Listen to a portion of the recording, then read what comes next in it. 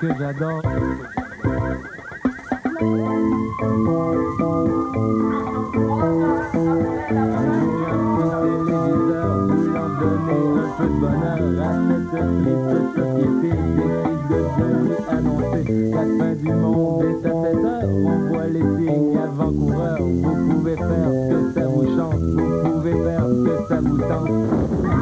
Mardi 15 septembre 1998, deuxième édition.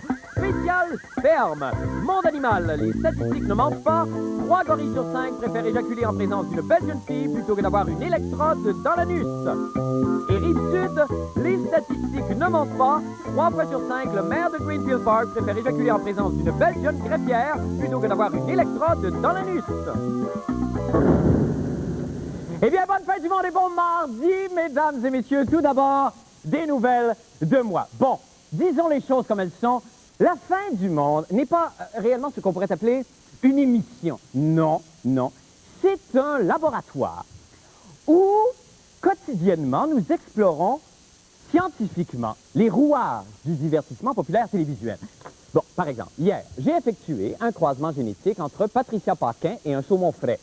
Depuis ce temps, la sympathique animatrice de Flash se jette continuellement tête première dans les urinoirs pour remonter le courant. Bon, pardon, vous allez me dire, ce n'est pas le vaccin contre le cancer, mais cela réduit considérablement la consommation de Sanifloche à TQS. Aujourd'hui, si vous le voulez bien, tentons d'autres avenues. Le Dance News. Musique. Eh bien, hier, comme vous le savez, les électeurs du comté de Sherbrooke ont élu avec une faible majorité le candidat bloquiste, M. Serge Cardin, qui a récolté 44,5 % des voix, suivi de très près du libéral, M. Robert Pouliot, avec 43,3 % des voix, et loin, mais très loin derrière, le conservateur, M. Robert Archambault, avec seulement un maigre 6 % des voix. Bon, quelle conclusion doit-on tirer de ce résultat? Que l'effet Charest a fait son temps, que le Parti progressiste conservateur est désormais moribond, ou que les nationalistes reprennent éventuellement du poil de la bête? Eh bien, ce sont ces questions que nous allons aborder avec notre analyste, M. Michel Vastel, éditorialiste au Soleil et au Droit, qu'on accueille à l'instant. Bonsoir, M. Vastel. Bonsoir, ça va. Bienvenue. Comment vous faites ça déjà? Oh, allez-y comme vous le sentez, M. Vastel. L'important, c'est de donner l'information. Parlons un petit peu, si vous voulez bien, de cette élection qui a eu lieu hier. Alors, qui, selon vous, aurait à se réjouir davantage? Les bloquistes qui ont d'abord remporté la victoire, même de justesse, ou les libéraux qui ont fait une remontée spectaculaire, eux qui étaient à moins de 10 % selon les derniers sondages? D'abord, M. Labrègue, il faut dire, j'espère que la musique, vous l'avez choisie parce que c'était une élection dans une république de bananes. Exactement. Voilà une anecdote qui me fait plaisir. Mais ce qui était bien hier à Sherbrooke, c'est qu'on a battu le candidat de Jean Chrétien. Ça, c'est la première nouvelle. Je pense que c'est ça qu'ont voulu faire les gens. Oui. Le bloc, eh bien, le bloc... c'est pas pire. C'est pas pire, ça va très bien. Vous êtes beau. Ben non, ben vous aussi, vous êtes très alors, beau, puis je vous écoute en même temps. Le bloc, sérieusement, Sherbrooke. Le bloc, ça va très bien. Ben oui, c'est un député de plus. Oui. En plus, avec le nom qu'il a, le nouveau député, il s'appelle Cardin. Oui. Peut-être qu'il pourra dessiner des costumes et un nouveau chapeau à Gilles Duceppe. Hein, Exactement, c'est une très belle idée. Ça, Monsieur Vastel, si vous voulez bien, on va aller aussi avoir le son de cloche du député péquiste de Saint-Jacques, Monsieur André Boulris, qui, je crois, nous attend à l'extérieur. Monsieur Boulris, bonsoir. Bonsoir, il y a de la pluie, hein. C'est un peu une danse de la pluie, n'est-ce pas? Ça va très bien, Monsieur Boulris. Ça va bien. Monsieur Boulris, dites-moi donc vos réactions aux résultats des élections partielles d'hier. Pouvez-vous nous les dire? Ben, c'est une victoire pour le Bloc, c'est indéniable. D'ailleurs, c'est M. Cardin qui a été élu. Oui. Mais c'est dangereux pour M. Charest Charest, c'est une double défaite pour lui. Bon, le Parti conservateur, c'est mort. Et d'ailleurs, excusez l'expression, il les a un peu couillonnés. Oui. Il avait dit que les aiderait, il l'a jamais fait. Oui. Et il n'a pas donné clairement son appui, d'ailleurs, au candidat libéral. Ben, donc, c'est ça que j'allais dire. il va avoir des problèmes dans son propre caucus. C'est ça que j'allais dire. On a reproché. C'est ça que j'allais dire. On a reproché beaucoup à M. Charest de s'être montré très absent de cette campagne-là. Est-ce que vous pensez quand même que la présence de M. Charest aurait été le résultat des conservateurs dans la région? Non, aucunement. Je pense que c'était déjà fixé d'avance. Les dictats d'Ottawa, les Québécois ne les acceptent pas, donc ils avaient décidé de voter Bloc québécois. Oui. Ils auraient peut-être pu faire un score un petit peu plus honorable, mais Oui. ça n'aurait rien changé, comme on dit aux Québécois, au prix des patates. D'accord. Monsieur Boulris, Oui, Michel. je trouve que vous avez l'air d'un sondage du Parti québécois. Ça monte et ça descend, ça va tout croche par moment. Oui, mais la pluie finit par tomber et ça arrose un sol prometteur, Michel. Écoutez, vous êtes adorables tous les deux. Vous allez glisser. Ah, c'est merveilleux. C'est le pas des poignets. Merci beaucoup à tous les deux. Merci, M. Boulris. À très revoir, Marc. bientôt. À bientôt. Oui, merci, M. Vous Vastel. n'avez Oui. aucune chance en politique. Le candidat du Parti marxiste-léniniste a obtenu 0,3 Ah, des c'est ça, votes. je m'inquiétais hier, peut-être pour rien. Merci infiniment, Allez, M. au Vastel. revoir. Merci beaucoup. Et revenez-nous demain alors que nous aborderons la reprise de la guerre entre les Hells et les Rock Machines dans le cadre de notre journée Ballroom. Merci, ça va faire la musique, ça suffit. Merci beaucoup, tout le monde. Bon, maintenant, pour les nouvelles... Ah, Seigneur, qu'on a du plaisir avec presque rien. Maintenant, pour les nouvelles de la fin du monde, eh bien, après les Incas, les Aztèques et les Mayas, assisterons-nous à la disparition des habitants de la poche d'homme. Je veux bien sûr parler des spermatozoïdes, dont la production, apparemment, diminuerait de 2% chaque année selon les plus récentes études. La situation est des plus inquiétantes car au rythme où vont les choses, le jus du monsieur, la Miracle Whip bisounaire, la lave phallique, mon Dieu, que dis-je, l'extrait de zizi aura complètement disparu avant longtemps. Et là, je vais faire une de mes fameuses prédictions, si vous permettez, je me concentre un petit peu. Bon, en l'an 2000, les êtres humains se reproduiront directement en injectant de l'ADN dans des poules mutantes. Parlant de poules mutantes, Monica Lewinsky, l'humidor humaine, aurait-elle un secret pour augmenter le touchage des garçons? Eh bien, Jean-René Dufort, le petit train qui va loin, a enquêté pour nous. On écoute. Pour comprendre ce qui se passe dans la tête de Bill Clinton et de l'homme en général lorsqu'en présence d'une stagiaire, il est important d'étudier le comportement animal. C'est pourquoi je me suis rendu en session d'études au 8e Symposium international de Spermatology de Montréal. Un symposium où plus de 200 spécialistes échangent leurs vues sur la production, l'émission et l'expulsion de spermatozoïdes chez toute bébite plouchant sur cette terre. On essaie de définir un certain nombre de modèles animaux qui puissent être des baromètres, des indicateurs un petit peu des questions qu'on se pose au niveau des mammifères qui, eux, ont des stratégies de reproduction beaucoup plus compliquées que ces animaux rudimentaires. Oh non, Bill Clinton n'est pas différent d'un oursin et encore moins d'un gorille. La vétérinaire Corinne Brown du zoo du Nebraska a entraîné des gorilles à présenter leur pénis dans une petite porte où elle place ses mains pour recueillir manuellement le sperme.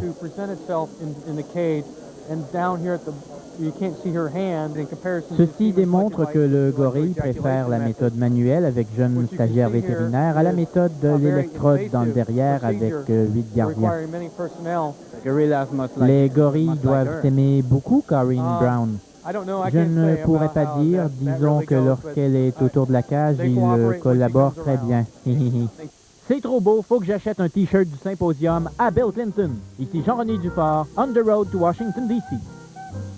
Eh bien, on allait rejoindre Jean-René, mais Jean-René n'est pas avec nous. Alors, si vous voulez bien, contactons-le. Formez un cercle à la maison, joignez tous vos doigts, trouvez un guéridon. Bon, gardez vos doigts ensemble, j'ai dit, là, bâtard. OK. Regardez derrière le midor si vous n'en trouvez pas, là. OK, maintenant, je vais entrer dans un état second. Ça y est, je suis pénétré de Jean-René. Oh, surprenant, mais pas désagréable. Parlez-nous, Jean-René. Oui, bonjour, Marc. Bon, Jean-René, bonsoir. Alors, évidemment, Salut, on est Marc. en communication par téléphone. Oui, à l'intérieur de l'avion, Parce- Canada, C'est ça, parce de que... Saint-Val jusqu'à Washington. C'est ça, vous êtes en route au moment où on se parle pour la capitale, Washington. Oui, et Dites- peut-être faire un message à Dominique, on n'a pas assez proche de la manquer, il a fallu qu'on court après sur la piste. C'est extraordinaire. Déjà une anecdote, Jean-René. Hein, tu vois? OK, alors T'en qu'est-ce que... veux-tu une deuxième? Envoyez donc, Jean-René, il reste 10 secondes. avec ce que j'ai poireauté sur la ligne, ça va coûter 150 $ de communication. Bon, ça, c'est pas grave. Ça, c'est pas grave. Non. On a les moyens, Jean-René. Ben, c'est ça, on s'en va à Washington. D'accord. Et demain, je joue au golf avec Bill Clinton. Et demain soir, je soupe avec Monica et je vous en reparle demain et jeudi. On attend ces topos-là avec énormément d'impatience. Merci beaucoup, Jean-René. Et bon voyage. Bon voyage à Washington. Salut. Amusez-vous bien. Bon, maintenant, la fin du monde en bref. Eh bien, on l'a vu en photo dans tous les magazines. On l'a vu mur à mur à la télévision. On connaît tout de ses prouesses vaginaux-cigariennes, mais personne n'a jamais, et ça c'est vrai, entendu la voix de Monica Lewinsky. Et aujourd'hui, la question que se posent les grands médias américains, c'est comment est-ce qu'elle parle la toutoune? Alors nous sommes donc allés vous demander quelle voix pourrait avoir Monica Lewinsky. C'est un vox pop que nous avons intitulé « Pour qui sonne le gland ». On donne des titres à tout, maintenant c'est devenu mon trademark. À vous la parole, on vous écoute. Elle parle comme une grosse greluche, avec une voix stupide. OK, ça ressemble à quoi une voix stupide, selon toi? Bill! Hey, Bill! Avec un riz peut-être un peu ridicule.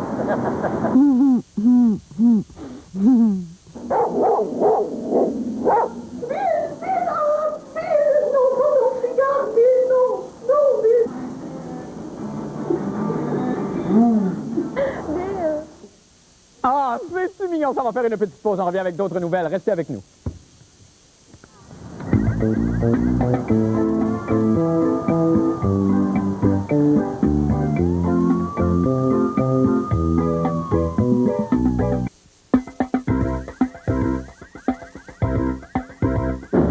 Eh bien oui, c'est écrit dans la Bible, livre d'Ésaü, chapitre 3.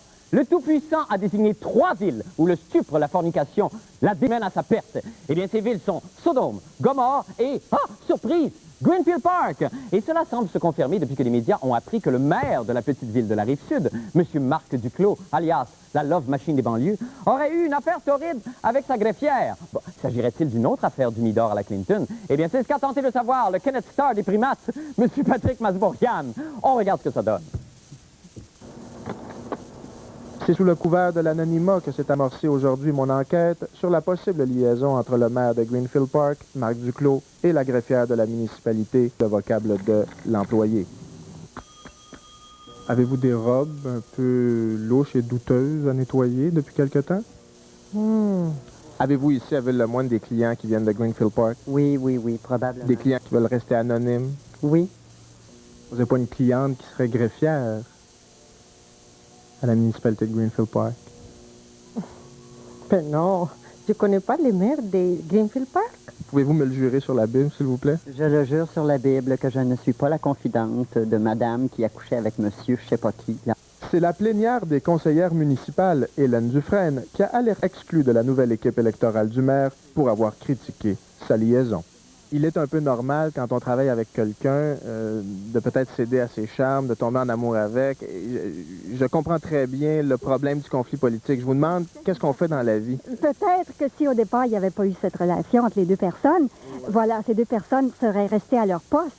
Est-ce que vous êtes conscient un peu du ridicule de votre commentaire, dans la mesure où on ne peut pas empêcher deux personnes de tomber amoureuses l'une de l'autre? Ce que vous dites, je veux dire, il y a 3 milliards de femmes sur Terre, je veux dire... C'est pas nécessaire. Chauffeur de M. Duclos. Oui, c'est ça. Et qu'est-ce qu'il vous a raconté? Bon, rien de spécial. Il est un homme bien tranquille. Ah, vous savez rien? De qui? M. Duclos, là. Absolument. Alors là, vous enlevez la main sur la Bible. Gardez la main sur la Bible et dites-moi, non, je ne sais rien.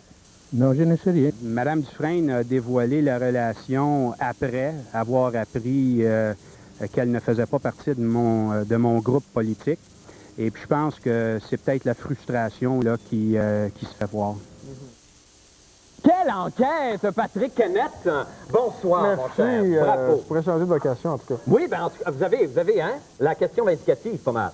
Patrick, est-ce que c'est beaucoup de... C'est une tempête dans un verre d'eau, cette affaire-là? Oui, tout à fait. Tout à fait, c'est ça. Est-ce que ça n'a rien de comparable avec l'affaire Clinton, quand même, qu'on voudrait faire des comparaisons? Non, d'autant plus que j'aimerais spécifier qu'il ne s'agit pas d'une aventure. Le maire est réellement tombé en amour avec la greffière, et ils vivent ensemble. Et d'ailleurs, tout va très bien. Ils ont aménagé, je pense, au cours de l'été, etc., etc. Bon, et là, comment ça s'est déroulé? C'est très bien. Félicitations, vous faites beaucoup de bonheur. Bravo! Mais là, qu'est-ce qui s'est passé dans les faits? Donc, ils ont été ensemble pendant un certain nombre d'années ou de mois? Non, de mois, disons, oui. Et là, c'est elle qui a dit, je pense qu'on est en conflit d'intérêts. Ben, c'est-à-dire qu'à partir du moment où la relation est devenue vraiment sérieuse, c'est-à-dire qu'ils sont installés, là, donc, et qu'ils ont fondé un foyer, finalement, c'est là qu'elle a eu un certain doute, surtout en ce qui a trait à une partie de son mandat, là, surtout la loi sur l'accès à l'information. D'accord. Entre autres, et elle devait être également présidente des élections qui s'en venaient. Et là, elle a eu peur, elle a voulu démissionner, on a organisé quelque chose.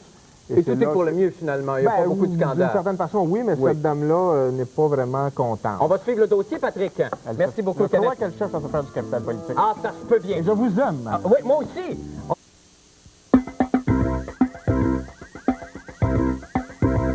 Une petite brève avant le monde des sports. Selon un porte-parole du département d'État américain, la Corée du Nord aurait tenté le 31 août dernier d'effectuer le lancement d'un satellite à l'occasion d'un tir de missile. La mise en orbite du satellite aurait lamentablement échoué, comme le démontrent d'ailleurs ces images clandestines prises par infrarouge en provenance de la CIA. Alors, on peut voir ici l'expert coréen en propulsion de missiles qui tente désespérément de mettre en orbite l'appareil. Et qui, heureusement, pour l'ordre mondial et pour nous tous, échoue. Oui, on est déçus. Oui, oui, une nation en deuil. Mais celui-ci ne lâche pas prise et, utilisant toute la technologie coréenne à sa disposition, projette de lancer dans l'espace un toaster.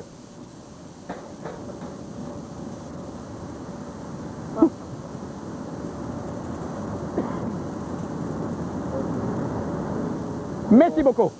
Le pire est à craindre. Maintenant, parfois en bordure de la route, on le retrouve face première dans des eaux stagnantes et pestilentielles. C'est Croupissant Tétro et les sports. Bonsoir, Croupissant.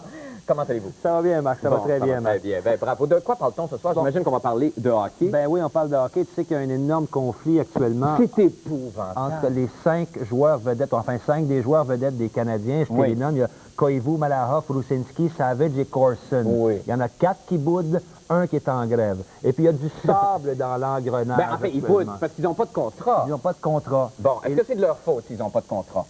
C'est la question, enfin, c'est de leur faute parce qu'ils n'acceptent pas les offres qui sont faites. OK. Mais, ils sont pas de bonne foi. Et là, je ne dis pas qu'ils sont pas de bonne foi. On aurait envie, par exemple. On aurait envie de le déclarer. D'accord. Alors, question d'essayer de faire accélérer les choses. J'ai consulté celui que je considère comme le king de la négociation au Québec et je lui ai posé la question. S'il était à la place de Régent Hull, qu'est-ce qu'il ferait? Alors, on écoute le king de la négociation. Tout de suite. Écoutez, il y a affaire à 5 grévistes, mais il n'y a pas de syndicat. Alors, en négociation, là, normalement, il faut que tu t'entendes sur l'approche. Quand les gens sont regroupés, tu essayes de les diviser, mais quand ils sont dispersés, tu essayes de les regrouper. Alors, moi, si j'étais M. Pinotte, je dirais, venez-vous-en dans mon bureau. Puis là, je commencerai la discussion. Tu vaux combien, toi? Toi, tu vaux combien? Là, la chicane pognerait entre eux autres, puis ça ferait peut-être descendre les enchères. Ensuite, je vous paye en quoi? En bill de Clinton ou en piastres de Chrétien? Là, la chicane va repogner. Là, je lui dirais, on va tirer ça comme si on faisait pile ou face. Je mettrais un calumet de paix, puis un cigare. Je dirais, ceux qui fument le calumet de paix, ça sera en piastres de Chrétien, puis ceux qui fument le cigare de Bill Clinton, ben, j'oserais les payer en dollars américains. Un grand stratège, M. Larose. Et un grand farceur. Un gag de cigare. Et un gag de cigare. Merci beaucoup, M. Larose.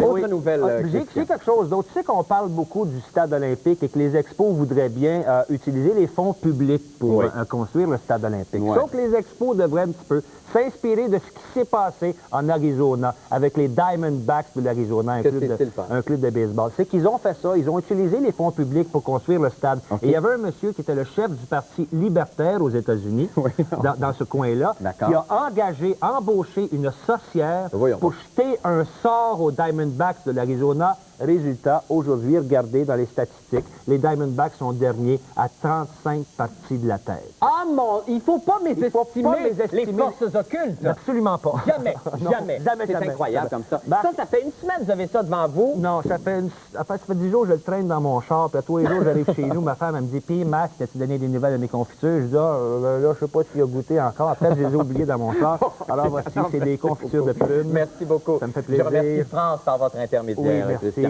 Merci infiniment. Nous allons faire une petite pause. Merci, Christian. Et on revient avec la météo. Au revoir, France. Salut. Merci. Oui.